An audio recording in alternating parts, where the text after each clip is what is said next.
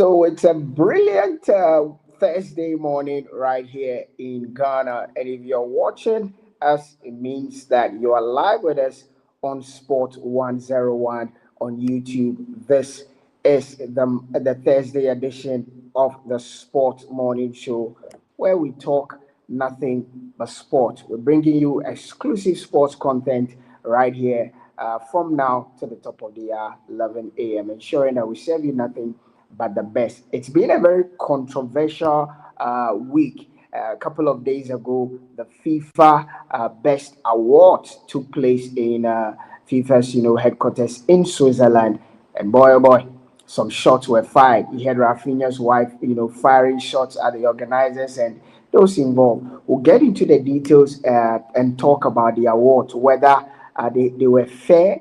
We'll get into the how people get to vote and who are those who vote, because there have been a lot of controversies, and I'll read to you some of the seasoned pundits who have shared their take on FIFA needs to rethink and relook at the award ceremony. Obviously, on Sunday, it's all African football on the continent of Africa in Morocco, where the giants of Africa, as in the countries, they converge in Morocco for the showpiece on the continent. To get into that conversation as well.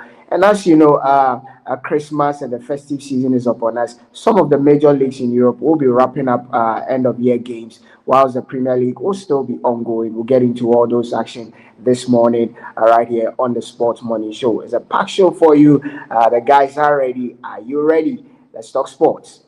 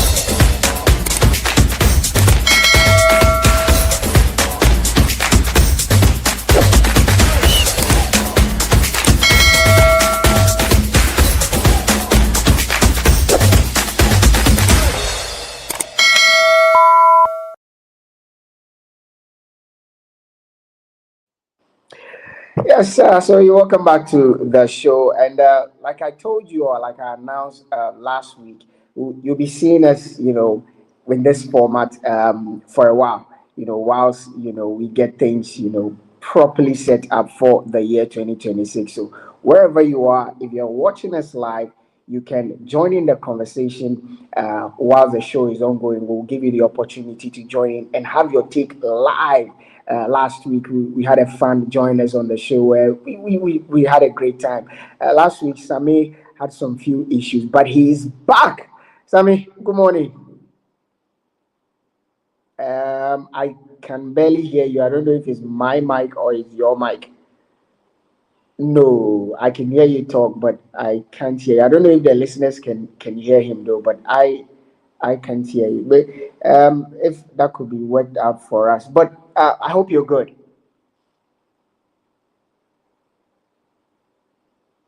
Mm, mm, mm.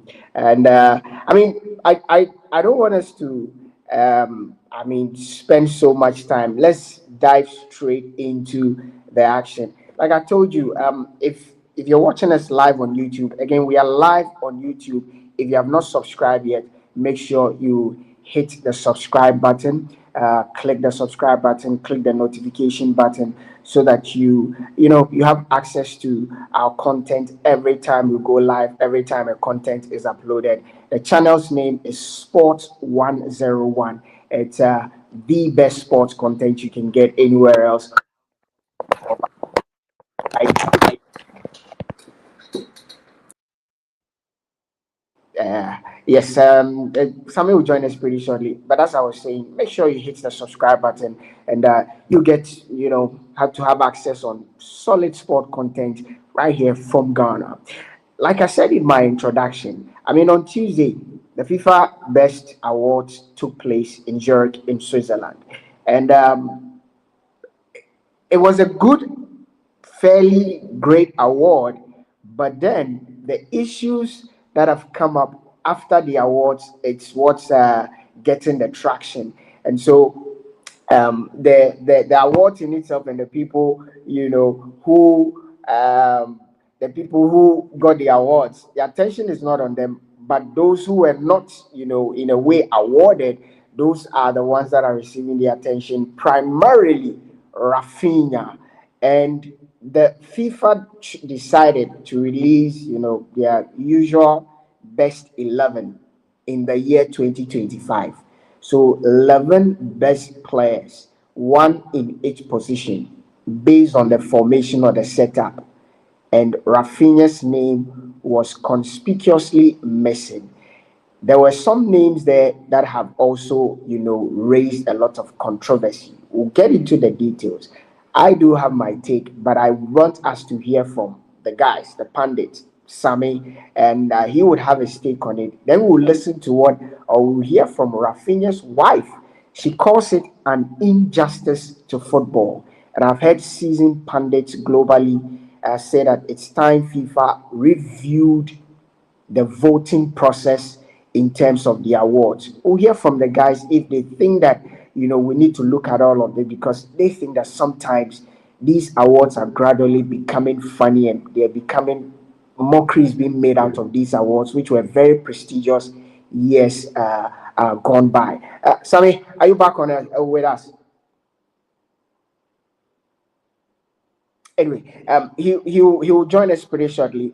But if you're watching us live on YouTube, I want your honest take on what you make of the awards that took place on Tuesday in Zurich. You think it was? I mean, the awards, there was solid, no controversy, nothing. I run by you, in terms of the major ones, which is the men's best player and also FIFA 11. Obviously, there were the women awards and all of that, but the FIFA 11 for the year 2025, I'll run them by you, as well as the men's best player. So there were three guys on the podium, battling it out for the best player according to FIFA in the year 2025. Osman Dembele, Lami Yamal, and Kylian Mbappe. That also raised a lot of controversy in terms of why is Kylian Mbappe on that list? Again, I'm not the one talking. That's the controversy out there. Why is Kylian Mbappe on that list? Osman Dembele, you can understand, won the Champions League, won Coupe de France, won a lot of things with PSG, is the Ballon d'Or winner. Lamine Yamal, second place Ballon d'Or, won the league, won a lot of trophies, won the treble and all of that. But what is Kylian Mbappe doing in that list? Fast forward, he couldn't even make the list of the best 11. Sammy joined us. Like I said, I do have my take, but I'll be running by you some interesting takes from seasoned journalists based in Europe, and we'll get to explore that conversation as well. Your take is very important for us. So head to the comment and the live chat section and let run by us, what you think of the awards. But Sammy, um, let's get straight into it. You saw the ceremony, you saw the attention has been from the major who are actually not. Let's start from the FIFA 11. What do you make of the list that FIFA put out? And I'll run by viewers or listeners the list, but your initial impression of first 11. Um, well, I have my reservations. You can hear me now, right? Okay. I have my reservations about it. Going through watching the program, and uh, that's why I've always maintained that these awards, as people say, Cristiano will say, it has lost its credibility. It's become a lot more sentimental. So you see a lot of politics involved. You see, people trying to fit in certain players, even the organizers, to satisfy certain quarters. So when you look at the first 11, I didn't see Rafinha in that 11, which to me, the fact that Rafinha wasn't even in that 11, it takes away everything about the FIFA best, in my opinion. It takes away everything that has to do with credibility about that awards ceremony. I think that Rafinha was the best player at his club last season. Unfortunately, Barcelona had to push Lamine Yamal for the Ballon d'Or. But when you look at it critically and you look at some of these award schemes, it's not necessarily just about winning trophies. It's not just about the statistics. It's a combination of everything. Because in time past, we've seen top players that have gone the entire season with maybe just 5 goals and a couple of assists, and then we've seen them win awards. We've seen the likes of Modric win the Ballon d'Or, and that's the last of the kind. There were times where you had defenders winning the Ballon d'Or like Cannavaro did. We've seen the likes of Zidane and these guys being heralded as some of the best players of all time, but they didn't have a lot of goals to their names. And when you see somebody like Rafinha, just maybe Lamine Yamal won more trophies than he did, but I think football is going past that era where we look at performance on the pitch. It's now all about the statistics. It's all about who people push.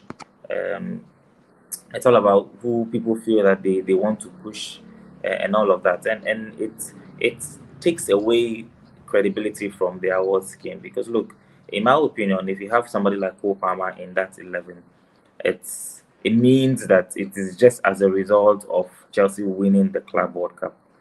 And the year under review, yes, the Club World Cup was a big part, but it wasn't everything about the entire year. So when you take about 6, 7 games and somebody winning the trophy, yes, it brings the person close.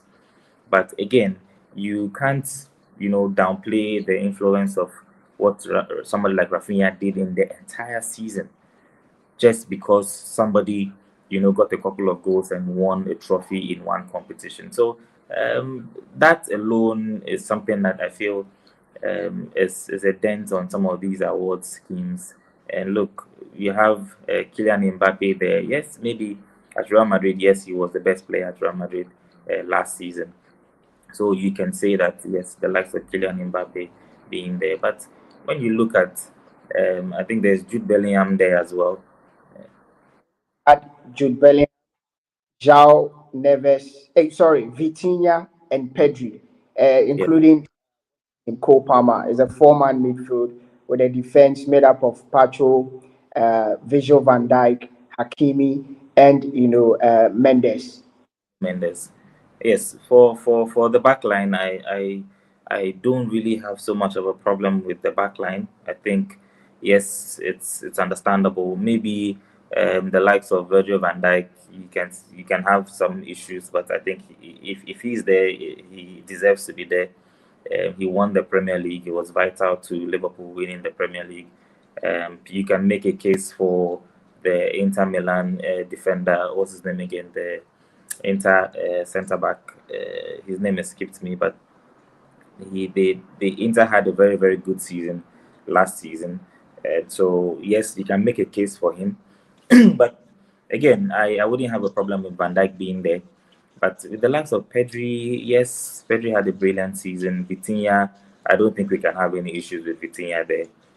Jude Bellingham, yes, maybe we can talk about Jude Bellingham.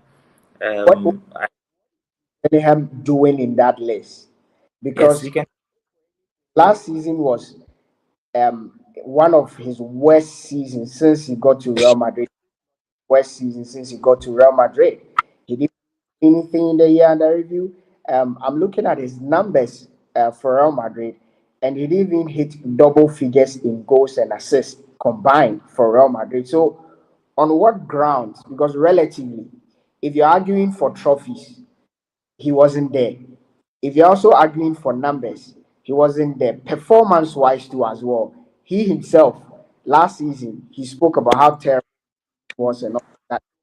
On what grounds will be a player like Jude Bellingham there, and a player like João Neves has like won the Nations League. He won everything PSG won, but yet Jude Bellingham was chosen or has been chosen ahead of him. Yes, so you can talk about Jude Bellingham. I also don't understand why Bellingham is in that list because, as you mentioned, there's the players like João Neves who did exceptionally well last season. Um, you can talk about Fabian Ruiz. You can talk about even Nicolo Barella. These guys had solid seasons for their club sides and even for the national team. And when you look at Jude Bellingham, again, I think it's just the politics of it and trying to fit in certain players to satisfy certain quarters. And so, if you don't really have that much of a high profile PR, you don't get into the team. Just like Rafinha, for example. So that's these are some of the issues I have with these awards. And so in that list, yes, Bellingham for me, I don't think should be there. I think that you look at somebody like Cole Palmer, for example. I also don't think that Cole Palmer deserves to be there. Yes, he did well for Chelsea, but there were other better players across Europe last season than Cole Palmer.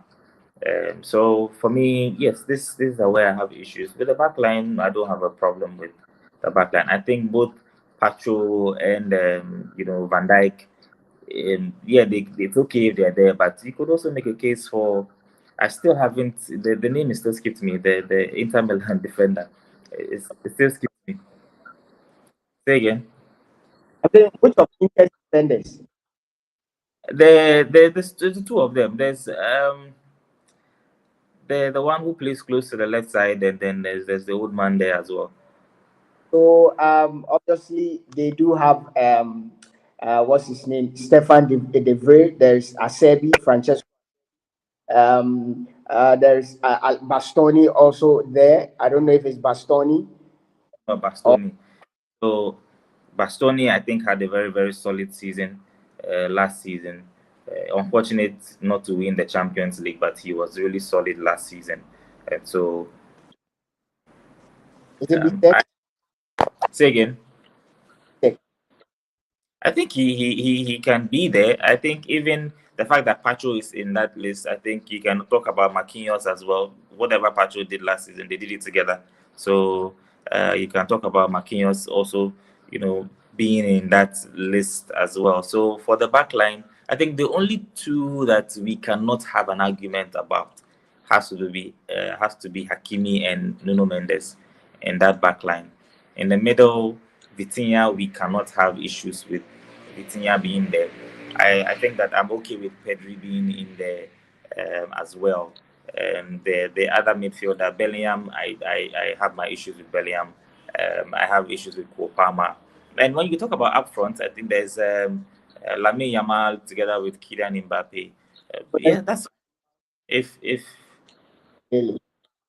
yes, and Usman Dembele. If these guys are there, I think that yes, it's fine if Lamine Yamal is there, Usman Dembele, Kylian Mbappe, yes, but Bellingham together with Cole Palmer, the two English boys, I feel that we can mention some other players that actually did better last season than these guys. Oh, so I mean this issue has come up. So according to FIFA, the list is determined by a short list chosen by a panel of coach. They describe them as based on your performance. That's on FIFA's website. What your performance? Then from the short list, there is a national team coaches who vote, national team captains who vote, journalists, selected journalists, not from everywhere, certain countries who vote. Then the fans vote. So the fans have just 25%. The 75% goes to the coaches, captains, and journalists. So, Sammy, it is even expected that let's say, we the fans, we will be fans forever. So we don't care whether you achieve anything or not. But people who are expected to be experts, like journalists, like national team captains, like national coaches, they make up a chunk of which is the 75%. And they are also literally being emotional. They are being like we, the fans, because it's expected that they will be the experts to do the right thing because the criteria is there. Yet, the bulk the vote comes from them, yet they keep making these mistakes. And one journalist, and I quote, the FIFA best lost its credibility years ago, and it's high time they make the entire voting system 100% fans so that we all know that this is determined by the fans, not then he adds in quote experts. And I 100% agree with him. Yeah, I agree because if it's become a popularity contest now and emotional, then they should be left for the fans to do. Because if the fans are voting based on sentiment, you don't expect experts to vote based on sentiment. But at the end of the day, you should understand that these so-called experts are also football fans, and then some of the guys that have been shortlisted are from their countries. The captains, usually if you see how some of these captains voted, a lot of them voted for their teammates from club sides and national team sides. So you don't expect somebody to wake up every morning and then they are training with a certain player. He's up for an award and he goes to vote for someone else. So they have friendships at stake. They vote for their friends. They vote for people that they see working hard every day. So you don't expect that if somebody from a national team, who's the captain of Spain, for example, if he is voting for a player, he votes for who he wakes up every day and trains with and sees how hard that player works. He doesn't see what goes on in the lives of the other players. So he will definitely vote based on sentiment. And there are some players also that whatever you do to them, they have their favorite players. Whether their favorite players are doing well or not, they will definitely vote for those favorite players. Fan because FIFA considers that category or those category as experts. So he groups national team managers, national team captains, selected journalists as experts. So you need to go beyond what you and I would do. And you watch the game, you play the game, you are so integral to the game, you're an expert, you write about the game, you comment. So it's expected that you look beyond your sentiment. Look at the vote from our own Jordan Ayew. This is who Jordan Ayew voted for. Number one, Kopama as his top three. Kopama, Osman, Kylian Mbappe, and Osman Dembele. Jordan Ayew is telling us that the year under review, he believes Kopama is the best player in the world. I mean, and Ayew, Sammy, genuinely. That tells you that he knows what he's looking out for. Just maybe he sees Kopama, he likes the way Kopama plays, he enjoys how Kopama plays, and so whatever you tell him, irrespective of the performance that Kopama puts out there, he likes the player, so he definitely vote for the player. You cannot tell me that Kopama had a better season than Usman Dembele or Kopama had a better season than Kylian Mbappe.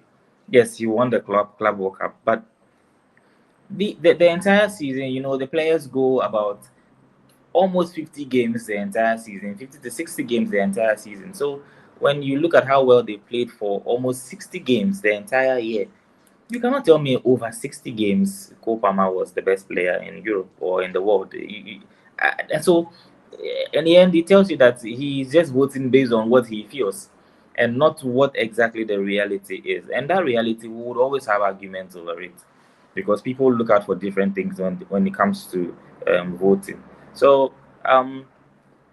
I think that if FIFA wants it to be as credible as they want it to be, then they need to, keep it out of public voting. And even these national team managers and coaches and all of that, it should all be out because there is always that relationship between all of them. They are all in the same field, they know each other, they have their favorites. And so even the national team managers, imagine a national team manager would not vote against his team captain. if the team captain or a player from his country is up for the award. Tomorrow, the Moroccan, um, you know, and it was interesting. I think the Moroccan captain or something didn't vote for Hakimi, but that's a little bit odd. It's different from what we are used to, but most of the time you would notice that the captains and the coaches would always vote for who is in their team or who they like. And so I think FIFA should just keep it down to having a professional panel that sits down, that is independent of whether journalists or coaches or national teams, because the journalists also have their favorite players. So if FIFA has a panel or a committee, if it's a 10-man, 20-man committee, they put all these things together. They look at, how the players have performed in the season under review. And then they can decide based on points who they feel gets into the team or who is the best player, as it used to be in the past. I think that would be fair. But if that's not what they want to do, then they should just open it to the fans. Let it be a popularity contest. Who has been the most popular player or the most liked player in the season under review, and the teams that have the most number of fans would always win because their fans will vote for their favorite players. And so honestly, and these awards, the Ballon d'Or, the FIFA best, it's no longer interesting because now it's about satisfying certain quarters. It's about making it balanced, and that's the reason why now we have best defender, we have best goalkeeper. We just trying to make it balanced. Then the moment they bring in things like that, having a category for each you know each aspect of the pitch, which is good, then it tells you that the era where we can have a defender win the Ballon d'Or is long gone, because now the defenders have their own way. You can have the best defender of the year. So if you can have the best defender of the year and the best goalkeeper of the year, then I don't think we should be expecting any goalkeeper to win the Ballon d'Or in our lifetime, because at the end of the day now, the Ballon d'Or will be left to the statistics: who has scored the most goals, who has won what trophies, who has given the most assists. Then what happens to the midfielders and the defenders and the goalkeepers? So people tend to forget that it's a team sport, and at the end of the day, everybody has a role to play in the whoever gets the goal, getting that goal. It's a team sport. So I honestly, for a couple of years, I've not really been enthused about these voters for awards. So let's run by our viewers, our listeners. So our very own Gary Smith, he voted for Osman Dembele 5 points, and Lami Yamal 3 points, and Hakimi 1 point. So point system for the top three. So it's 5, 3, and 1. So according to Gary Smith, Dembele, Yamal 3 points, Hakimi 3 points. Lionel Messi, Osman Dembele 5 points. What's his name? Kylian Mbappe 3 points, and Lami Yamal 1 point. So that's Lionel Messi vote. So other people, let me get this country. Oh, I see people from. I don't know if you know of the country. Cook Island. Yeah, I heard of them. If somebody from Cook Island is, this is the kind of vote you expect. This was he voted. He voted Jordan Ayew. For Jordan, Yes, as as what?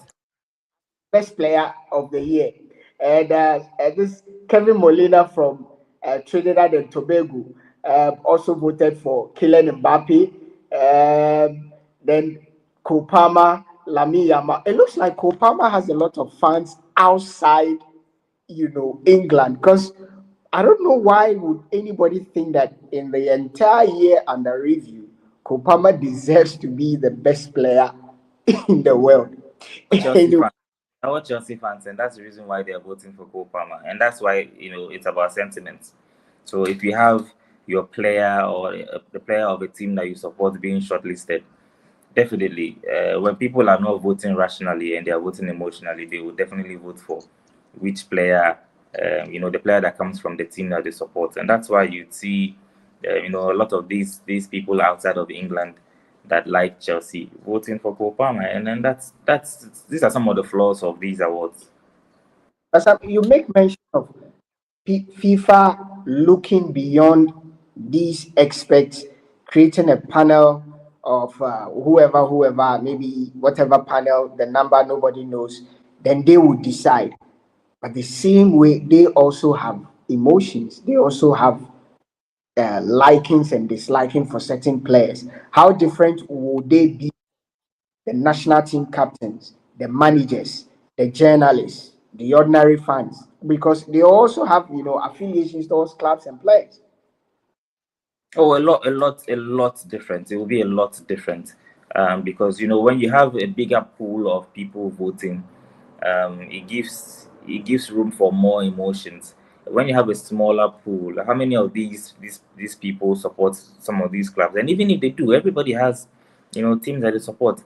Imagine somebody like maybe Arsene Wenger or Pierre Colina, who is arguably the greatest referee of all time, and these guys being on a panel. I don't think that they would, Played vote by based emotions. Yes, they might, they see the game every time. They know that, oh, these players are top players. They might have players that they admire, but at the end of the day, if somebody like Colina is voting for who he thinks the best player is or in the world. Obviously, he's not a Barcelona fan, he's not a PSG fan, he's not a Chelsea fan, he's not a Real Madrid fan. But yes, he admires these players. Or if somebody like Arsene Wenger, or you have somebody like Sir Alex Ferguson, or some of these top guys, or some of these you know um, retired professional footballers, voting, and these guys are on on a panel like that. Yes, you definitely have one or two, bits of sentiments there, but it will not be 100% emotional. I think they would add a little bit of, rationality. They will add a little bit of common sense to whatever influences their decision, and it's something that going forward, I think FIFA should look at, because it reduces that element of sentiment by quite a margin. And so that's why I'm giving you some of these examples of names like these, because when you have some of these guys being there, it might not be 100%, but it will be much better than, yeah, when it comes to football, there will always be arguments, because even if they bring whatever list that they want to bring out, at the end of the day, if someone is a Chelsea fan, he would still make arguments as to why Kopama didn't make the side. But to a very large extent, too, it reduces the arguments and the debates, and like what we are discussing now, because I think there will be a little bit more acceptance as to what decisions that these guys would make. Because trust me, apart from the Chelsea fans, I don't think any other proper football fan understands why Kopama is in that list, or even why Jude Bellingham is in that list, apart from maybe even the Real Madrid fans.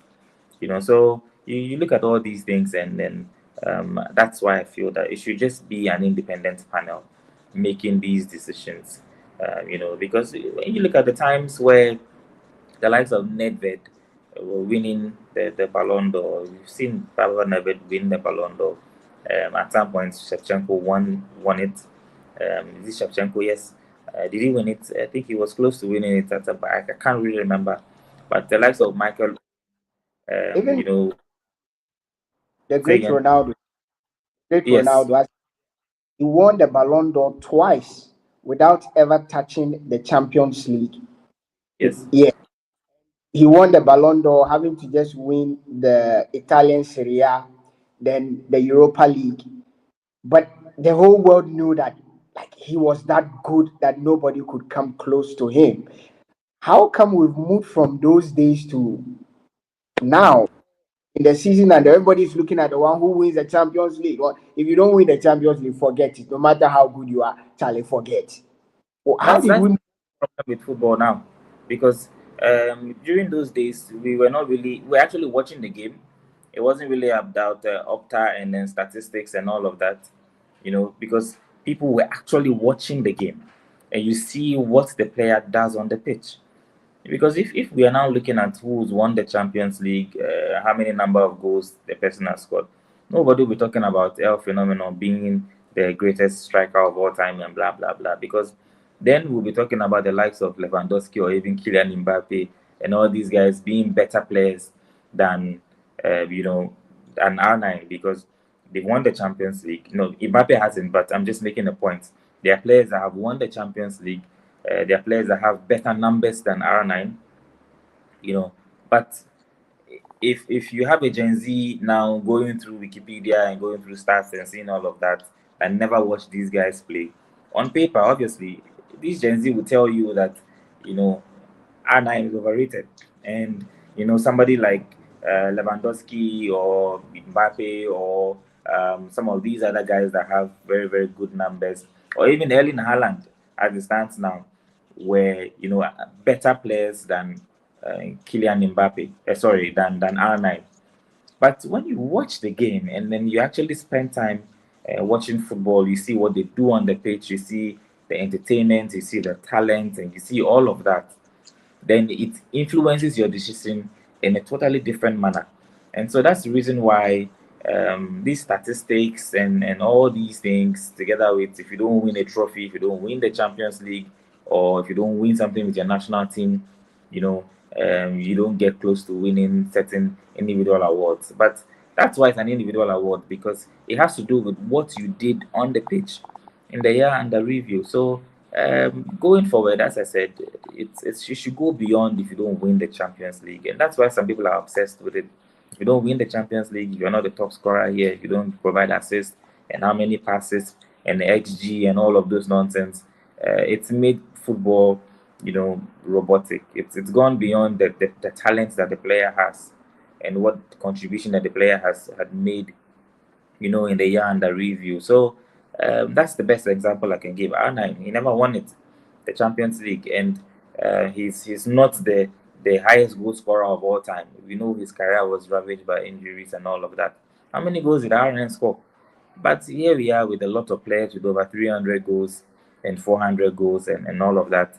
But, you know, people of our generation and of old are still talking about R9 being one of the greatest of all time, you know. But if you ask an 18-year-old or a 20-year-old right now, they probably would have, they would beat their chest. That's why somebody will tell you that Bukayo Saka is, you know, a better, he's a better Premier League player, he's more of a Premier League legend than Cristiano Ronaldo. The Arsenal fans, that's why somebody will tell you something like that, because he's 20 years old, he's 22 years old, he's 23 years old.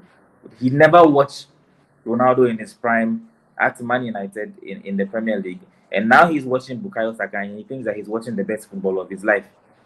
Because now we are talking about statistics and goals and assists, or even somebody like Erling Haaland, you know, getting all the goals, you know, in terms of how many games, you know, how many games it took him to score 100 goals and all of that.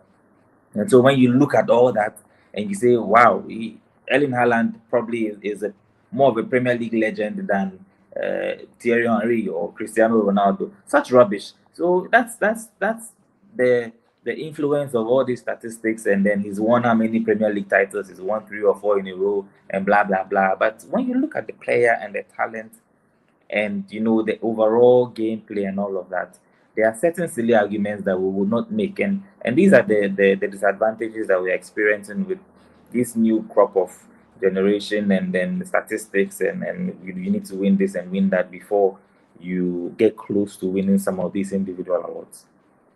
So let me take this at Raymond Reddit. He says he takes offense to the statement a proper football fan when it comes to Cole Palmer. Palmer performed extremely well and he deserves to be there. That's from Raymond Reddit in there. Keep your comments coming. This one also says that Vince Mukui says that Palmer deserves to be there. So I mean, the Palmer argument is not just the fans. A lot of people believe that he deserves to be there. I've heard other journalists say that FIFA cannot organize an award and have a player come out as the best player of the tournament, wins the cup, and FIFA would ignore him. It's a dent on FIFA's competition because there were a lot of people who are against the Club World Cup. FIFA went ahead to organize it. A player comes out, wins it. I mean, rationally, you have to a player from that tournament to justify why you think the tournament is big. No, it's not rational, it's emotional.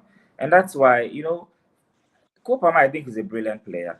I think he's a very, very brilliant player that would walk into any team in the world. But when we are talking about the year under review, there were certain players that over the course of the entire year, not in one competition, over the course of the entire year, put in better performances than Cole Palmer. It's just as simple as that. Because Cole Palmer, yes, nobody says Cole Palmer is not an exceptional player. He helped Chelsea win the Club World Cup. But that's about it. And look, these same fans talking about taking exception and Cole Palmer this and Cole Palmer that, and FIFA organized their own competition, and then the best player there deserves to be there. That's why I say it's emotional, because FIFA themselves they contradict themselves every time. And it's the politics of it again. If not, we will not be having certain arguments. We have, we always talk about 2010, where Messi and Iniesta were in the same team at Barcelona. They won the same trophies at Barcelona. But Iniesta went ahead and won the World Cup, FIFA's premier competition. But who won the Ballon d'Or in 2010? Lionel Messi. For 2012, where Ribery and Bayern they swept everything there is to sweep in world football. Cristiano Ronaldo went ahead to win the Ballon d'Or and the FIFA World Best as well. FIFA themselves, and that's why I'm saying that this is it's very, very emotional decisions that are flying here and there. And that's why I would always prefer a panel, sits down and analyze it properly. Because look, if you have even guys that went to the final of the Club World Cup, yes, just because certain players didn't win it, like Fabian Ruiz, for example. He was in that final against Cole Palmer's Chelsea. Yes, they didn't win it. Cole Palmer won it. But if you look at what Luis also did, winning the French league, winning the Champions League, getting to the final of the what's it called, the Nations League, and all of that. You see all that, and then you weigh everything, put everything in on a pedestal, and weigh everything together with Cole Palmer's one trophy that he won at the Club World Cup. Look, if you are not being emotional, you will not have certain arguments. So I just feel that yes, he had a good season. He's a brilliant player. Look, I can bet you, even talent for talent, if you put somebody like Fabian Ruiz, um, talent for talent, even Rafinha, one on one as players, I would pick Cole Palmer as the better player, because I've watched him play, I've watched the other guys play. But when we talk about what their output was in that year under review, it didn't really go as well for Cole Palmer, save winning that Club World Cup, than somebody like Rafinha, for example, in terms of individual performances in the entire course of the year under review. That's why I gave you that example of 2010, where Iniesta and Messi won the same thing at club level. Iniesta was very, very influential. He went ahead, won the World Cup, scored the winning goal at the World Cup, and that took him above Messi per FIFA's criteria with what they do in terms of awarding these trophies. But who won the Ballon d'Or? And you gave the example of what Cristiano Ronaldo in 2012 as well. So FIFA keep contradicting themselves. And look, the arguments will go on, but if they keep using such criteria, it is still always going to be emotional. It comes Chelsea Wahala drop that's coming from Jeff Ahai there. Keep your comments coming. Sammy, before we do a wrap up on this, if you're watching us and you want to join in the conversation live, we'll give you the opportunity. So just notify us in the comment section, or notify us on the WhatsApp page. And send you the link, and you can just click on the link and join us live so that you can also have your take. We're talking about FIFA's awards that was organized on that has gotten a lot of people talking. Sammy, so Yeah. FIFA Kylian Mbappe as one of three best players in the world. Yet Kylian Mbappe could not find a slot in his best 11 in the world. How do you balance the two? Say again. Because FIFA's top three Yeah. voted for as one of them is Lamine Yamal, Kylian Mbappe, and Ousmane Dembele. Yet Kylian Mbappe couldn't find a spot in the best 11 that FIFA put out. How do you balance the two? Because I am one of three best players in the world, yet I couldn't make the top 11. That's why I tell you that it's about satisfying certain quarters, and it's just emotional decisions here and there from FIFA, Oh, and that's the reason why I keep telling you that these awards don't have any credibility, because it's now become more of just balancing it and spreading the satisfaction across, so that every quarter is okay. So how does that happen? So that front three is made up of who and who? Lamine Yamal, just Ousmane Dembele. Dembele is a front two, so It's a 4-4-2. front. Yes, Lamine Yamal and Ousmane Dembele. So you have Cole Palmer, Pedri, Vitinha, and Bellingham in that midfield. So you look at it and then tell me, if between Bellingham and Mbappe, who was the better player in the year under review, for Bellingham to be in there and Mbappe should not be in there. And typically it's supposed to be something of a 4-3-3. And so if FIFA usually does their usual 4-3-3, you would have Mbappe in there and then make somebody like Bellingham out or Cole Palmer out. So you cannot tell me that let's leave the Cole Palmer argument now, for example, because I think if he has to do with Cole Palmer and Bellingham, I think Cole Palmer was the better player in the year under review than Jude Bellingham. So now Jude Bellingham is that odd one out. And between Bellingham and Mbappe, both in the same team, who had the better performance in the year under review?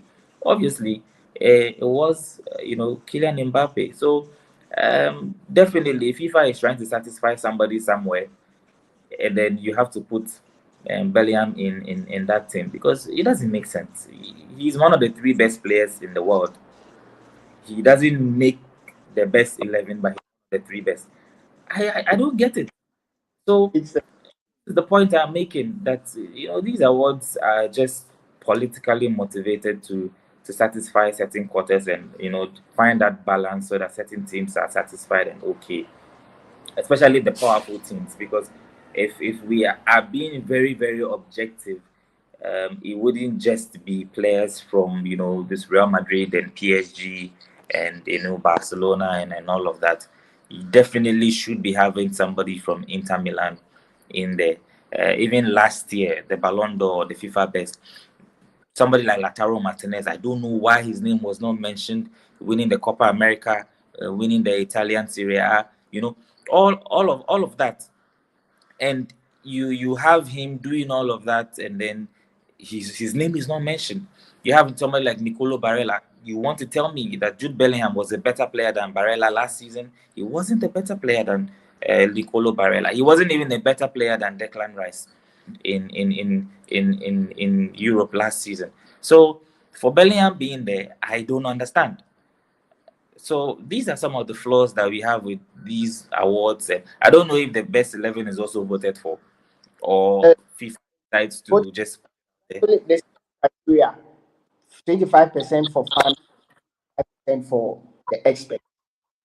Yeah, so that will tell you that they are all emotionally um, generated results, because people would vote emotionally. It's just normal, because if you have maybe a Ghanaian player being nominated, maybe if you're an objective sports person, you might vote devoid of sentiment. But if you're a typical Ghanaian, or you're a Ghanaian journalist who feels like you want to put Ghana on the map, so it would be really nice to have somebody like Semenyo maybe in the next one.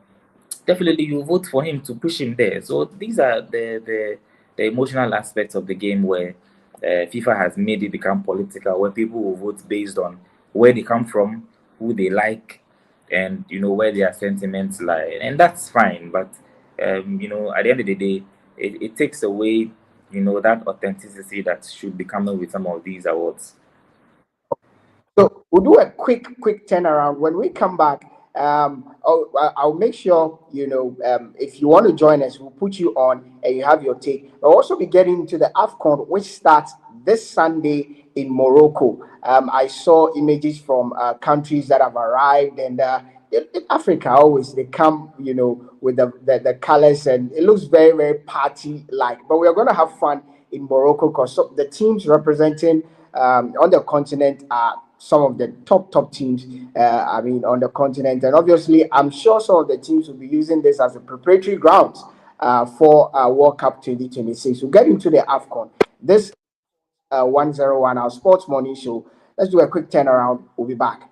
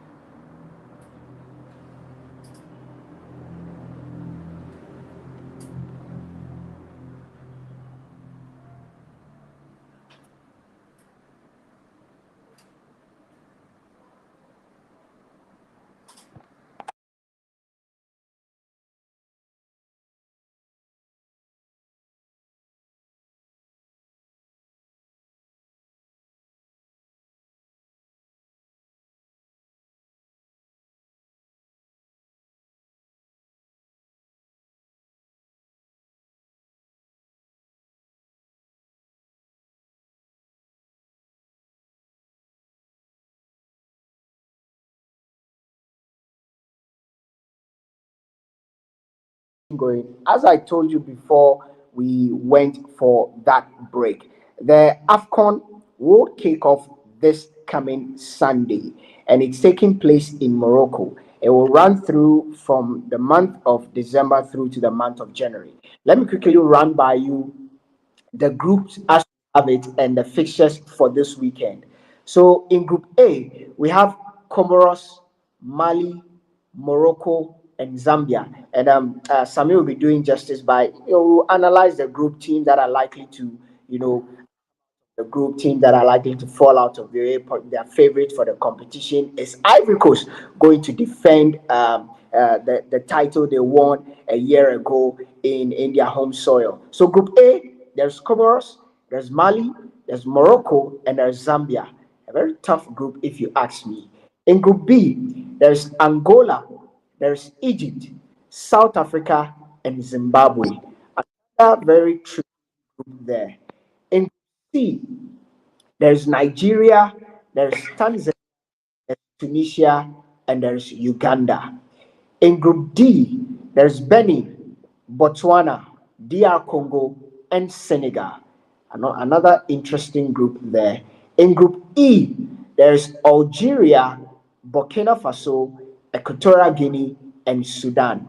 Then in Group F, there's Cameroon, Gabon, Ivory Coast, and Mozambique. For me, this is the group of death, the Group F, which has Gabon, a very solid side on the continent. We saw them in the World Cup qualifiers. They just missed out, narrowly. So, like I said, the Group F for me is the group of death. There's Cameroon, there's Gabon, and there's Ivory Coast and Mozambique. And let's not forget that the best third place teams will add up to the two teams from the various groups that will get to play, the round of 16, the quarterfinals, the semifinals, and the finals. So the fixtures that will be coming up on Sunday is the first game, which would happen or which will take place in Morocco. The game will take place at the Stade Prince de Moulou Abdoulaye Stadium in Rabat. It will be between Morocco and Comoros. That's on Sunday. On Monday, Mali will take on Zambia, South Africa will take on Angola, and Egypt will take on Zimbabwe. So the first game is 7 o'clock p.m. Then on Monday or subsequently, the first game start at 2 p.m., 5 p.m., and 8 p.m. Sammy, the AFCON is upon us. I mean, it's Africa's biggest showpiece here. This is our Euros, our World Cup, our everything, and so we need to take pride in it. It's taking place in Morocco. We know how well Morocco have heavily invested in football in the last decade. It's evident on what they've done on the continent and globally. They are hosting this tournament, and Ivory Coast, who are defending champions, will be there. I don't know if you have seen the groups, and as I went through them, for you, which of the groups is the most difficult group for you? Or if I can run by you the groups again.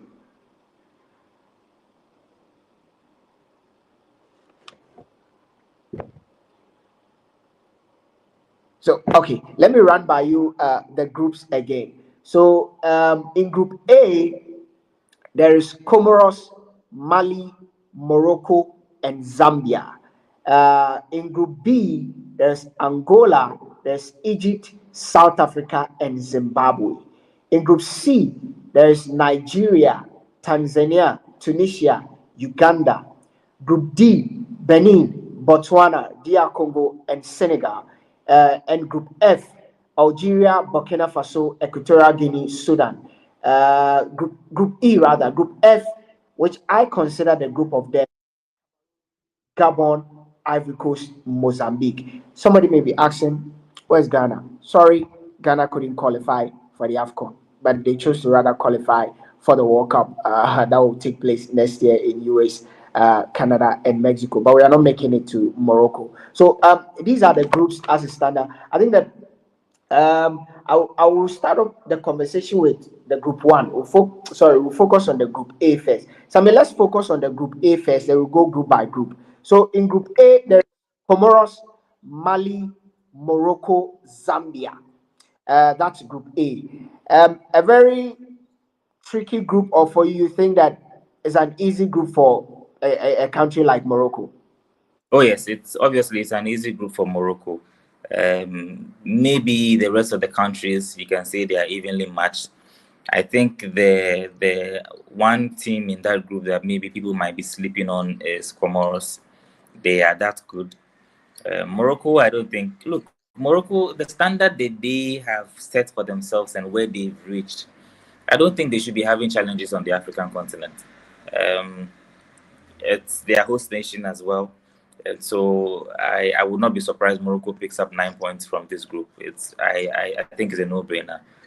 The likes of Mali have the name, but recently they haven't really put out certain kind of emphatic performances. So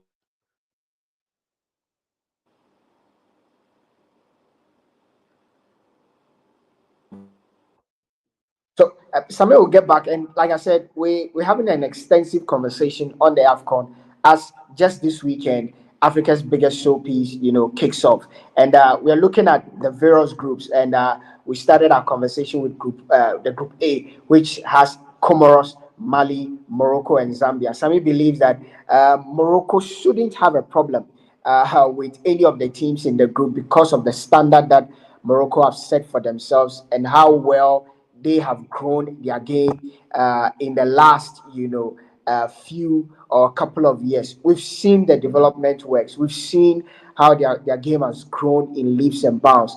And it was evident in the last World Cup in Qatar, where they went all the way to the semifinals, becoming the very first African nation to make it to the semifinals. And they are looking to annex one of the trophies that has eluded them since the last time Morocco won a trophy was somewhere in the 1979 or something like that. So they've been lost on the African continent for a while now. Yes, Sami is back, and like I was saying, Sami believes this should be a walk in the park for Morocco. But Sami, who are the teams that potentially are likely to join Morocco? So the first two automatic qualification, but the third best, they'll pick, four, three best placed teams. So let's look at the other team that is likely to join Morocco to make the first two. Uh, Sorry for the technicality. Samuel will join us very soon. So the other team, there's Morocco, there's Mali, and there's Zambia. And Samuel was emphasizing that people should not be sleeping on Comoros. They have developed their game so much so well on the African continent. We've seen them during the two AFCONs that have taken place. We saw what they did to Ghana, the upsets they've caused on the continent. Even saw them in the World Cup qualifiers where they were a stubborn size to most African teams. So people should not be sleeping on Comoros. Then Sami also went on to talk about Mali, who have always been, in quote, a sleeping giant or on the African continent. They've also heavily invested, in youth football. And over the years, we've seen the Malian team, do very well on the African continent in the under 17, the under 20, and even in the world, the under 17, the last under 17, they went all the way to the semi-final. So they are also growing their game, investing heavily in their youth teams. They are being led by their coach Tom Saintfiet or Thomas Saintfiet. We saw him when he came to Ghana. Have defenders such as Abdoulaye Diaby, who plays Gazan. They also have, Sekou Niakite, some of the popular midfielders that a lot of people know. Amadou for RB Leipzig. They also have Ibrahima Sissoko, who plays for Bochum. They do have, Yves Bissouma, who plays for Tottenham Hotspurs. Their forwards, they do have, Lassana Senayoko, who plays for Oze. They have Yakite, who plays for Lucerne. They have, Bilal, who plays for Besiktas, and Doje Nene, who plays. You're back. Yeah. Can you hear me Yes, now? Yeah. yes, I get you. So that's what I was talking about. That I think we'll get three teams qualifying from this group. I think it's one of the strong groups in the competition, and so Comoros, Mali, Zambia. Out of those three, I think two others will join Morocco to the next round of the competition. Yes, one will qualify as one of the best third place teams, I think, because those three teams are very, very evenly balanced. Morocco, I think, will top the group. I don't think they'll drop any points in this group. Yes. Let's look at, so Group B has also very interesting teams. Angola, uh, the African continent, we know they are the team to beat. Forget about what they are not in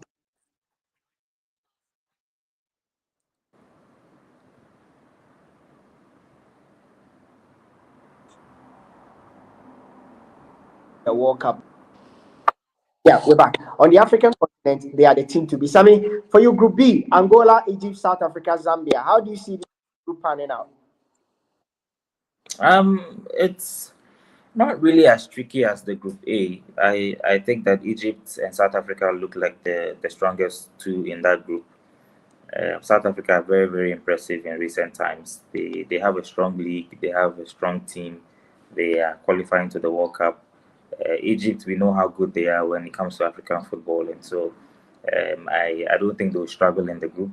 I think Egypt, the biggest test for them would probably be South Africa in that group. We see them battle it out in the CAF Champions League and the Confederation Cup time and time again. So these two teams, for me, I think are the strongest in the group. As to who will top the group, I can't tell because Egypt are not as strong as they used to be. But I think they will definitely get out of the group together with South Africa. Angola, Zimbabwe, I can't really tell. But I think Angola is one very, very dicey team that you cannot really predict.